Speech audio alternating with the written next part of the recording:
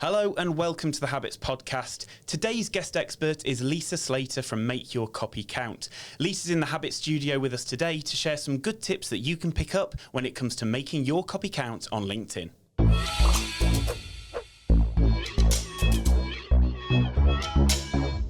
So Lisa, thanks for joining us. So let's just get straight to it. What qualifies you to give us some habits about making your copy count on LinkedIn? Well, I know that content marketing works because I've never had to cold call for my business. I've never had to research businesses and then email them blind. I've always got all of my work has come through networking and through content marketing. I've worked in sales for over 20 years. I've been copywriting professionally for over 6 years, and I've written the book on blogging. So every day I'm living and breathing content marketing, and it's what works for my business. So I know it can work for other people's businesses as well. So now it's time for you to get a couple of the bad habits that you really hate off your chest. So what are the bad habits that you see people, doing when they're posting copy on LinkedIn? Well, I think of LinkedIn as networking, but you're networking online, so it's a virtual environment, but it's important to do the same things as you would do as a networking event. So you wouldn't go to a networking event and just walk up to people and say, hey, do you want to buy stuff from me? You wouldn't stand in the room full of people and not join in any conversations, and then every 5 minutes just shout out, I sell copywriting, and you wouldn't just go to a networking event and hide in the toilets the whole time you were there. And yet that's what so many people do on LinkedIn, because they'll just come on LinkedIn and post a sales message. So they'll just post adverts selling whatever it is they're trying to sell that week and never post anything else. Or they'll approach people with direct messages without even having researched the person, and then just send them a sales message trying to sell them some stuff without even knowing if that person wants to buy their stuff, or trying to build a relationship in advance. And then probably the worst habit that people have as well is lurking, LinkedIn lurking. So as I say, it's the same as going to a networking event and hiding in the toilet or hiding behind a curtain. You would hear what everyone else is doing, but you're not going to get your business in front of anyone, and no one's going to notice you there, and it's not going to work for you. You're not going to get any business out of it. So it's really important to make sure that you're posting stuff on LinkedIn and making sure that you're visible. So you think like visibility is one of the habits that people really don't do. They sort of lurk, they don't actually really engage with anybody, but then all of a sudden they just come straight in with a sales message, which, like you say, that's the bad habit there. Absolutely. So lurking and not getting involved, not posting any content, not commenting on any content, and not being visible is a really bad habit, because you're getting to know other businesses, so you feel like you're using LinkedIn, but actually you're not visible to anyone else, so you're not getting what you should out of it. And then equally, if you're only posting sales messages, then people are only seeing you when you want something from them. You're not actually adding value to the community. You're just coming in and trying to sell stuff and not engaging with other people's stuff or sharing anything of value. You're just like one of those horrible friends that everybody's got that only ever text you or call you when they want something. Absolutely, or just wants to talk about themselves the whole time, and whenever anyone else is telling a story, they'll be the sort of person that's always got one better to tell. If you've been to Tenerife, they've been to 11 Reef. Exactly. That's the one. So we've gone through your bad habits. What are the good habits that you think people can pick up? So I think it's important always to remember that you're on LinkedIn for a purpose. So people who are in business for themselves or trying to sell, you're on LinkedIn to try and get people engaged with your business, to get people engaged with your content so that they want to do business with you. So don't just be posting any old stuff on LinkedIn. Think about what you're sharing and the purpose behind it.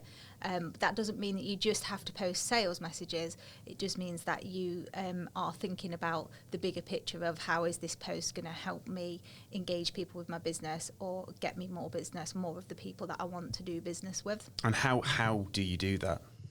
So you can have different types of content. So let's just start with 5 types of content that you can use. So the first one, that could be your expert advice. So that's advice, top tips, things to avoid, mistakes people are making, how-tos, DIY guides and that kind of thing. So sharing advice with people and sharing tips with people. And I guess a little bit like when you're here today, that's positioning you as the guest expert, isn't it? Or the expert on the subject. Yeah, so when you're sharing posts like that, you're showing people that you know what you're talking about, you're showing people that you know your stuff, you're being helpful, you're doing them a favour, so you're building that trust with people and you're building your credibility and you're letting people know that you are an expert in your subject, in your industry. Brilliant. Okay, so number 2. So the second type of content you can post is your promotional content. And by this, I don't mean just sales ads. I mean promoting the benefits of what you do. So, for example, I might do a post about the benefits of having a blog on your website and list all the key benefits of that. Or I might talk about why you should hire a copywriter. So it's not directly trying to sell to people, it's just raising awareness of what you do in a nicer way, I guess. Brilliant. And then the third type of content that you could post is if you're going for optimization.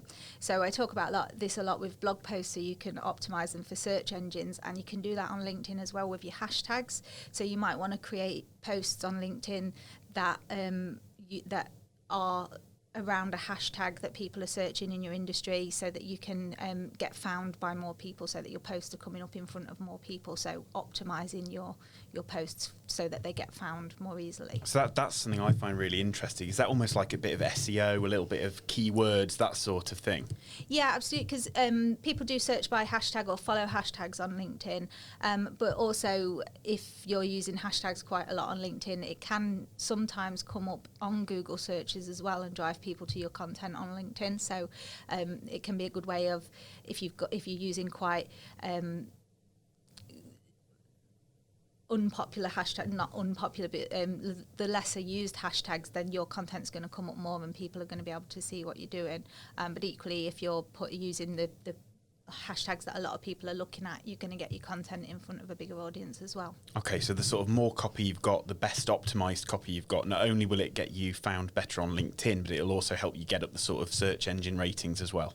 And then the fourth type of content is your entertaining stuff. So this will help you build an audience, because a lot of people like to see fun stuff on LinkedIn. So this can be, and you can do this with your blog post as well. So let's say you're an estate agent, for example, you could post the weirdest thing you've ever come across on a viewing, or just a story about something that's happened lately on a viewing. If you're a plumber, it could be strange things that you've found down a toilet or that kind of thing. If you're a graphic designer, you can put up those bad designs that haven't worked and that kind of thing. So it's just quite entertaining for people, and it gets quite a lot of engagement. So that's how you can build up your following and your engagement with your post as well. And then the fifth type of content that you can do is your getting people engaged with you or your brand or your company. So that could be, if you're doing company, it could be things like a company history, people profiles about the people that work for you, case studies about projects that you've worked on, your company values. And if you are your brand, if it's you that is the business, then it can be a bit more about you. So showing, talking about your hobbies, talking about things that you like, things that you don't like, sharing a few personal stories, so that people can get to know you and then know that you're the sort of person that they want to do business with, because they can tell from your post that you're the sort of person that they would connect with, or the sort of person that shares the same values as them and has the same ideas and morals and finds the same things funny or shares things in common. So you can share a bit of personal content as well. So a bit of personal content, injecting a bit of your personality into your LinkedIn profile, so it's not all just business. Exactly, yeah. What do you say to people who say, LinkedIn's not Facebook? What's your response to that? LinkedIn isn't Facebook, they're different things, but when you go to work, do you only talk about work stuff, or Do you ask your colleagues about where they've been on holiday? Did they have a nice holiday? Do you inquire about their children? Do you tell people about your dog or something that's happened with your kids at the weekend? You tell stories. You don't just go to work and only talk about work. You talk about personal stuff. You get to know each other. And it's the same when you go to a business meeting. You don't just walk into a business meeting and start, say, talking about your products or services. You build a bit of rapport with them. You say, did you have a nice weekend? Did you do anything special? Or you'll ask questions and you'll get to know people a bit. So I don't see why people think it's different on LinkedIn. Why can't you start conversations with people? If you're just posting top tips and advice, that's great. People will see them, but they won't necessarily engage with those things because they don't feel like they've got anything to add to it. It's not their area of expertise, or they don't really know what to comment. But if you post something about, what's your favourite kind of potatoes, people can engage with that easily. It's inviting that conversation. So that's why it's important to put some of those posts out as well. Yes, of course, you want to show people what you do and show that you're an expert, but also you want to get people talking, starting those conversations and getting to know you as a person as well.